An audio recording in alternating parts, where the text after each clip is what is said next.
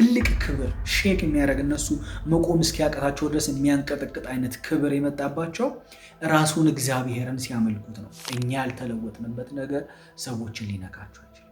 ስለ እግዚአብሔር ፍቅር እኔ ገብቶኝ እኔ ራሴ ተነክቼ በእግዚአብሔር ፍቅር ህይወቴ ተለውጦ ከዛ በኋላ እናንተን መጥቼ ስለ እግዚአብሔር ፍቅር ሳወራችሁ፣ ስለ እግዚአብሔር ፍቅር ስመሰክርላችሁ አለመነካት አትችሉ። አንድ ብላቴና ቀዝቅዞ የነበረውን አየር በሙሉ ቀየረው። የእግዚአብሔር ድምፅ ወደ ህዝቡ እንዲደርስ እግዚአብሔር እንዲናገራቸው ምክንያት ሆነ። ሰው ግራ ገብቶት ነበር። እንዴት ነው ከዚህ በኋላ የእግዚአብሔርን ድምፅ የምንሰማው እያለ ቤተ መቅደስ ውስጥ መጀመሪያ የተቀመጡት አገልጋዮቹ ደክመው በነበረ ጊዜ አንድ ብላቴና ራሱን እግዚአብሔርን በማገልገሉና እግዚአብሔርን ፐርሰናሊ በማወቁ ኢንካውንተር በመደረጉ ሙሉ ኔሽን ላይ ጠፍቶ የነበረውን የእግዚአብሔርን ድምፅ መለሰ ማለት ነው፣ በብርሃን እስኪያገኛችሁ ድረስ። ለምሳሌ አንድ ሰው አይነ ስውር ከሆነ ስለማየት አስተምሩት ብላችሁ እንዴት ነው የምታስተምሩት? እንደዚህ በል ብላችሁ አታስተምሩ። ግዴታ አይኑ በርቶ ኤፒግኖሲስ ካልሆነለት በቀር ስለማየት ልታስረዱት አትችሉ። ልክ እንደዛ ስለ እግዚአብሔር ፍቅር ሲያወራ ምን አለ? ኖሲስ የሆነባችሁን የእግዚአብሔርን ፍቅር ብርሃን እስኪሆንላችሁ ኢፒግኖሲስ ሆኖ ኤክስፒሪየንስ እስክታደርጉ ድረስ በርቱ፣ በእግዚአብሔር ፍጹም ሙላት ትሞላላችኋል።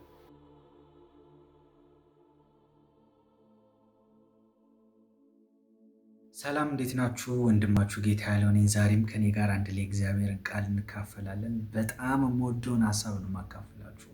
የእውነት ህይወቴን ተች ያደረገ ሀሳብ ነው የማካፍላችሁ። እግዚአብሔርን ማገልገል በሚል ሀሳብ ላይ ማለት ነው። ሰዎችን ማገልገል አይደለም።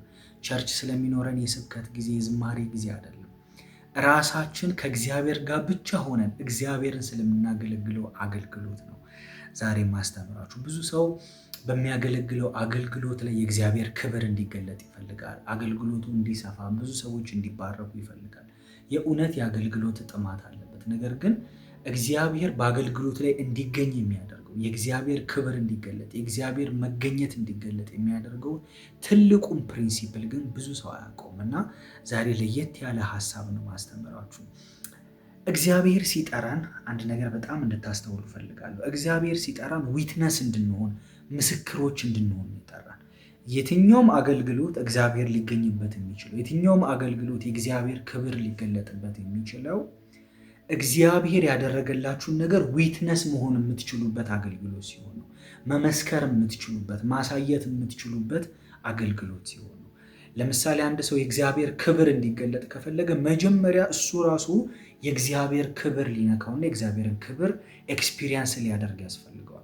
ከዛ በኋላ ያ ሰው የእግዚአብሔርን ክብር ከተለማመደ በኋላ ጉባኤ መካከል ሲቆም ያ ቤቱ የተለማመደው የእግዚአብሔር ክብር እዛ ጉባኤ ላይ ይገለጣል። የትኛውም አይነት መንፈሳዊ ስጦታ፣ የትኛውም አይነት አገልግሎት ላይ የሚገለጥ መንፈሳዊ ነገር በሙሉ መጀመሪያ እናንተ እግዚአብሔርን ፐርሰናሊ ስታገለግሉት የሚሰጣችሁ ኤክስፒሪየንስ የምታደርጉትና ከዛ በኋላ ሰዎች ጋር ይዛችሁት የምትወጡት ተከትሏችሁ የሚወጣ ነገር ነው ማለት ነው።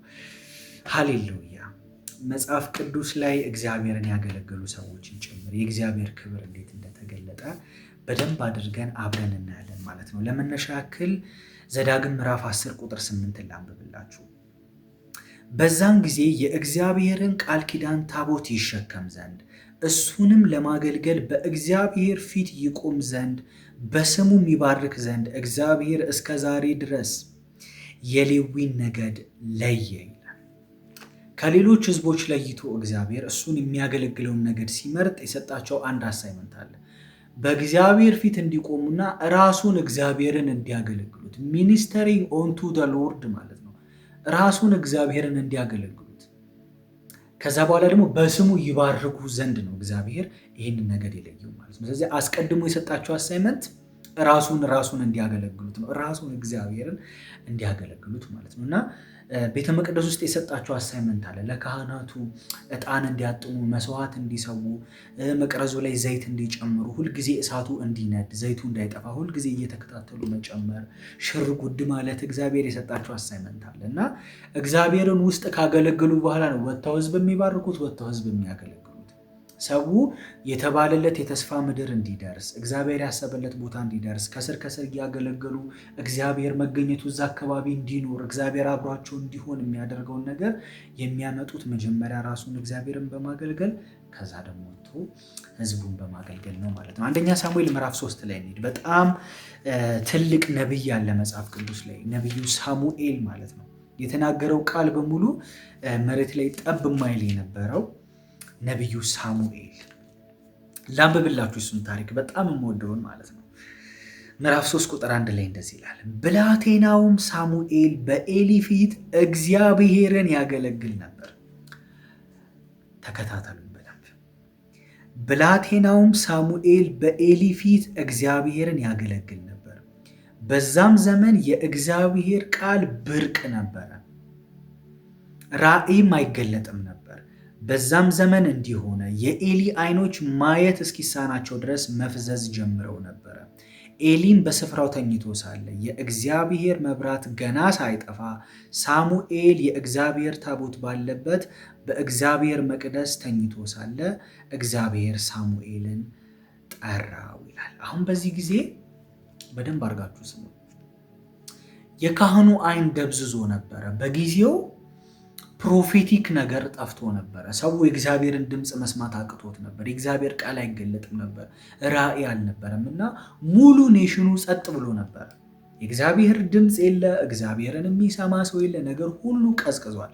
ለምን እንደዛ ሆነ ካላችሁ፣ አንደኛ የኤሊ ልጆች ቤተ መቅደስ ውስጥ እግዚአብሔር የሚገለገልበት ቦታ ላይ ዝሙት ይሰሩ ነበረ። ታሪኩን በደንብ አድርጋችሁ አንብቡት።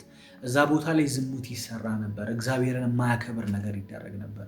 ለእግዚአብሔር ብሎ ሰው ያመጣውን ነገር ይበሉ ነበር። እነሱ ያዘዘውን መስዋዕት ሰው ይዞ ሲመጣ ከዛ ከመስዋዕት ላይ ለራሳቸው እየወሰዱ ይበሉ ነበር። ቤተ መቅደሱን አቆሸሸውት ነበረ እና ታሪኩ ላይ ደግሞ በደንብ ካነበባችሁ የእግዚአብሔር መቅረዝ ላይ የሚበረው መብራት ራሱ የጠፋበት ሞመንት ነበር እና የእግዚአብሔር ቤተ መቅደስ ላይ የሚበረው መብራት ጠፋ ማለት ባይዘዌ ካህኑ ስራ አቁሟል ማለት ነው እና ከተማው ጸጥ ብሏል። የእግዚአብሔር ድምፅ የለም፣ ምንም የሚሰማ ነገር የለም እና ሰው ሁሉ ግራ ገብቶት ተቅበዝብዞ ባለ ሰዓት አንድ ብላቴና ትንሽዬ ልጅ እናቱ ጡት እንደጨረሰ በቃ ራሱ መመገብ እንደጀመረ አምጥታ ቤተ መቅደስ ያስቀመጠችው ሳሙኤል በእግዚአብሔር ፊት እግዚአብሔርን ያገለግል ነበረ።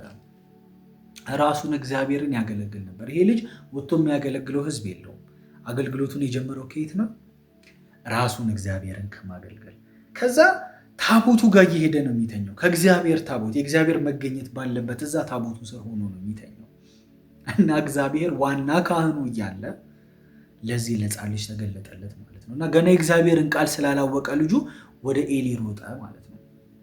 አያችሁ፣ እሱ እግዚአብሔርን ራሱ ሲያገለግል የነበረው ገና የእግዚአብሔር ቃል ሳይገለጠለት በፊት ነው። ገና እግዚአብሔር አምላኩን ሳያውቀው በፊት የሰማውን እግዚአብሔርን እስከ ዛሬ ሲነገረው የነበረው እግዚአብሔርን የእሱ ማደሪያ የሆነው ቤቱ እዛ ቤት ውስጥ አምጥታ እናቱ ጥሏለች።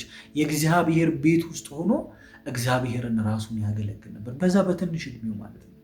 ስለዚህ ዘመኑ በሙሉ ፕሮፌቲክ ነገር የጠፋበት፣ የእግዚአብሔር ድምፅ የማይሰማበት፣ ነገሮች በቀዘቀዙበት፣ ሰው ሁሉ መንፈሳዊ ሕይወቱ በደከመበት ሰዓት እግዚአብሔር የት ነው እያሉ እየጠየቁ ባለ ሰዓት አንድ ትንሽዬ ብላቴና የእግዚአብሔርን ድምፅ ሰማ ማለት ነው። ታሪኩን ደግሞ ካያችሁት የሳሙኤልን እዚህ ምድር ላይ ታይቶ የማይታወቅ አይነት ፕሮፌቲክ ሙቭመንትን ያመጣው ሙሉ ኔሽኑን ነው አነቃንቆ ያለፈው። እሱ ከተማ ላይ ሲገባ ምን ነው ችግር አለ እንዲህ ተብሎ የሚጠየቅ ሰው ነበር። እዚሁ ጋር ቁጥር 19 ላንብብላችሁ። ሳሙኤልም አደገ፣ እግዚአብሔርም ከእሱ ጋር ነበረ፣ ከቃሉም አንዳች በምድር ላይ አይወድቅም ነበረ። ከእስራኤልም ሁሉ ከዳን እስከ ቤርሳቤ ድረስ ሳሙኤል ለእግዚአብሔር ነቢይ ይሆን ዘንድ የታመነ እንደሆነ አወቀ። እግዚአብሔርም ደግሞ በሴሎ ተገለጠ። እግዚአብሔርም በእግዚአብሔር ቃል ለሳሙኤል በሴሎ ይገለጥ ነበረ።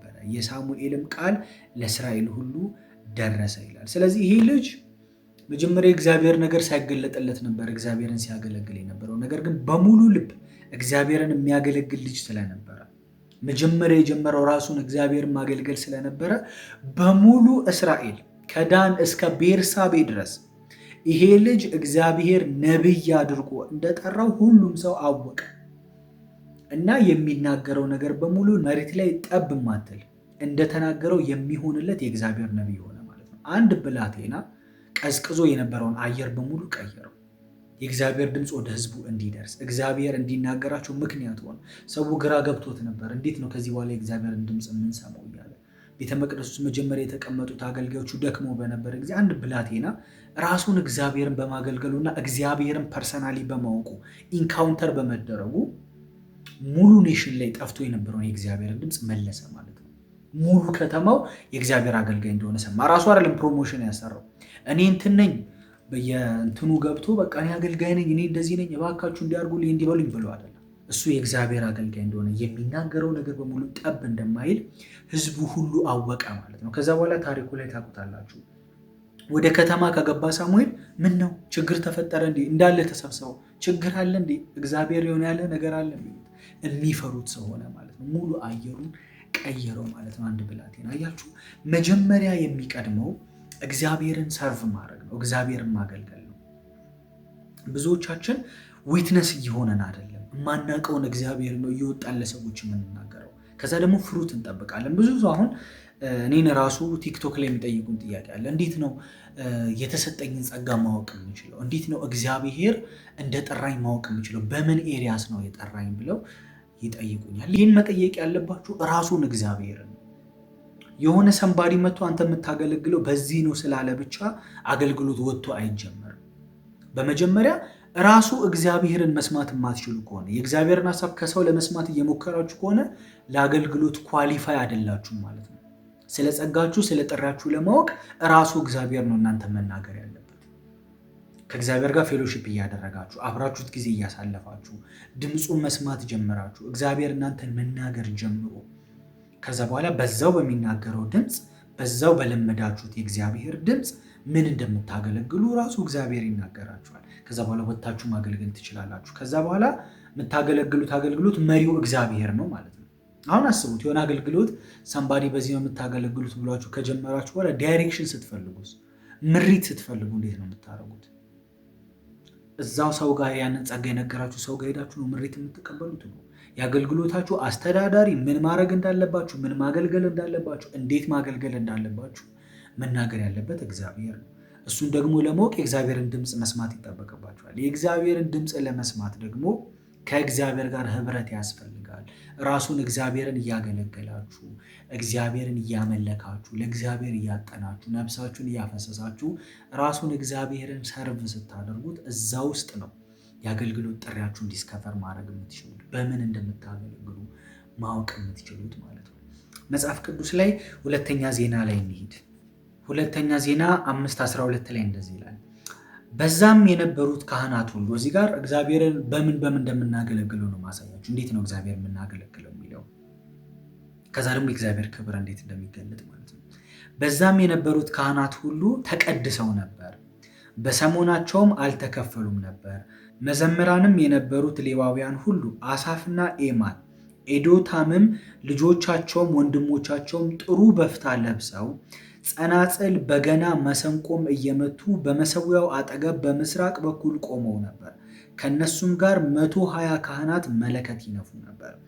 ካህናቱም ከመቅደሱ በወጡ ጊዜ መለከቱንም የሚነፉ መዘምራኑን በአንድነት ሆነው እግዚአብሔርን እያመሰገኑና እያከበሩ እግዚአብሔር ቸር ነውና ምሕረቱም ለዘላለም ነውና እግዚአብሔርን አመስግኑ እያሉ በአንድ ቃል ድምፃቸውን ወደ ላይ ከፍ አድርገው በመለከትና በጸናጽል በዜማም ዕቃ ሁሉ እግዚአብሔርን ባመሰገኑ ጊዜ ደመናው የእግዚአብሔርን ቤት ሞላው። የእግዚአብሔርም ክብር የእግዚአብሔርን ቤት ሞልቶት ነበርና ካህናቱ ከደመናው የተነሳ መቆምና ማገልገል አልተቻላቸው። አስቀድመው ምንድነው ያደረጉት? የእግዚአብሔር መቅደስ ውስጥ ሆነው ራሱን እግዚአብሔርን ማምለክ ጀመሩ። በመሰንቆ በበገና በጽናጽን አድርገው እግዚአብሔርን ሲያመሰግኑት ወርሽፕ ሲያደርጉት አንተ ቅዱስ ነህ እያሉ አንተ ትልቅ ነህ እያሉ ለእግዚአብሔር መዘመር እግዚአብሔርን ማወደስ መለከት እየተነፋ እግዚአብሔርን ወርሽፕ ሲያደርጉ ሲያገለግሉት ደመና መጣ ይላል እና ያ የመጣው ደመና ቤቱ ሞልቶት እነሱ ማገልገል እስኪያቅታቸው ድረስ አደረጋቸው ማለት ነው። ያ የገባው ክብር። ስለዚህ የእግዚአብሔር ክብር የመጣው መቼ ነው? ሰዎችን ሲያገለግሉ ነው። ራሱን እግዚአብሔርን ሲያገለግሉ እግዚአብሔርን ወርሺፕ ሲያደርጉት የእግዚአብሔር ክብር ገባ እዛ ቤተ መቅደስ ውስጥ ማለት ነው። ባይዘዌ ከዚህ በፊት መስዋዕት ሰውተዋል። በጣም ብዙ እንስሳት ሳክሪፋይስ ተደርጓል። የዛን ጊዜ እንደዚህ አይነት ክብር አልመጣም። ትልቅ ክብር ሼክ የሚያደርግ እነሱ መቆም እስኪያቀታቸው ድረስ የሚያንቀጠቅጥ አይነት ክብር የመጣባቸው ራሱን እግዚአብሔርን ሲያመልኩት ነው። በከበሮ በበገና በጽናጽል ያደረጉ እግዚአብሔርን ሲያመዘግኑ ሲዘምሩለት ወርሺፕ ሲያደርጉት የእግዚአብሔር ክብር ገባ።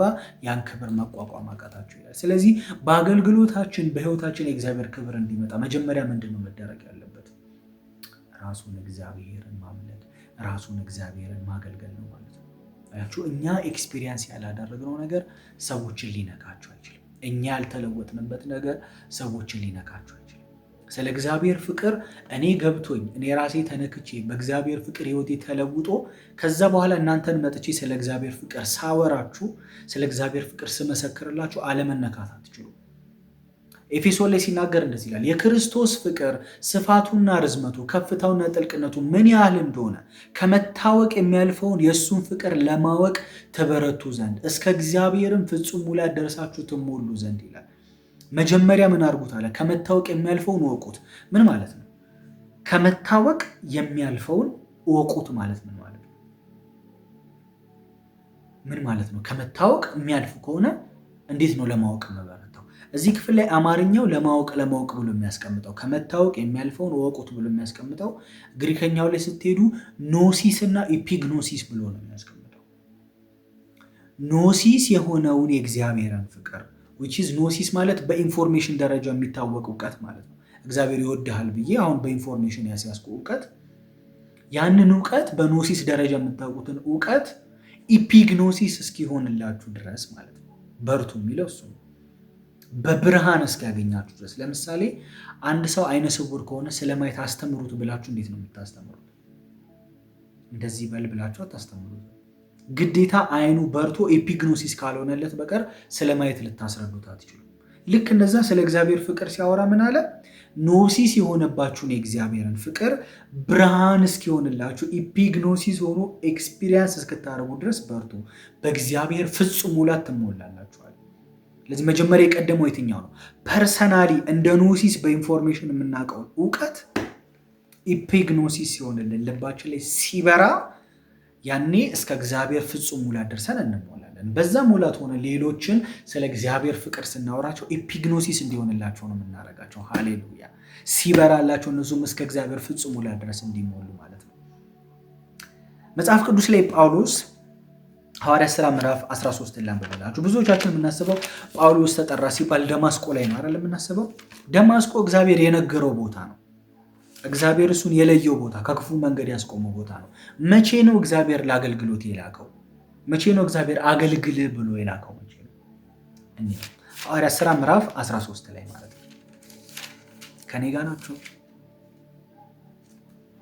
እንደዚህ ይላል፣ በአንጾኪያ ባለችው ቤተ ክርስቲያን ነቢያትና መምህራት ነበሩ።